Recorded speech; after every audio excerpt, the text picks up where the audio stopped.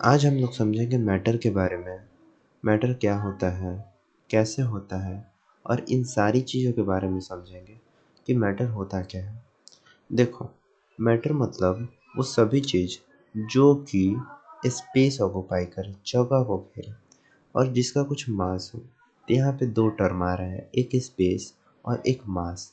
देखो, एक तो स्पेस घेरना चाहिए और एक है उसके पास कुछ मास होना चाहिए, उसके पास कुछ कंटेंट होना चाहिए, उसके पास कुछ वजन होना चाहिए।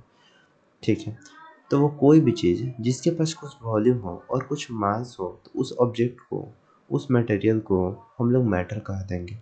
इस दुनिया में सारी चीज़ें मैटर की ही बनी हुई हैं, जैसे कि ईंट, पत्थर, हवा, भोजन और इसके साथ साथ सभी चीज़ें जो तुम देखते हो, वो सभी की सभी जो है मैटर की ही बनी हुई हैं।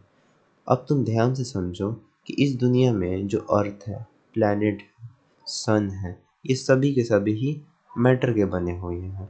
अब देखो, वॉल्यूम का डेफिनेशन क्या होता है और मास का डेफिनेशन क्या होता है। वॉल्यूम और मास को दो अलग अलग टर्म्स को अलग से समझते हैं। अब समझो, वॉल्यूम कहने का मतलब कोई भी ऑब्जेक्ट को रखते हैं हम जब कहीं पे, तो वो कितना स्पेस को ऑक्यूपाई करता है।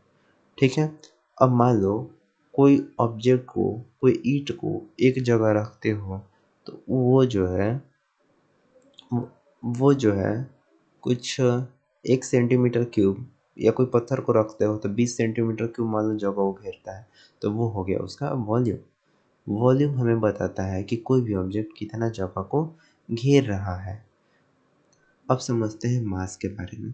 अब देखो, जैसे गेहूँ मापते हो, जैसे दुकान पे जाते हो चीनी लाने, तेल लाने, तो उन सभी का पहले हम लोग वजन करते हैं कि वो कितना कंटेंट है, कितना है, और उसके मात्रा के हिसाब से हमें उस दुकानदार को पैसे देने होते हैं।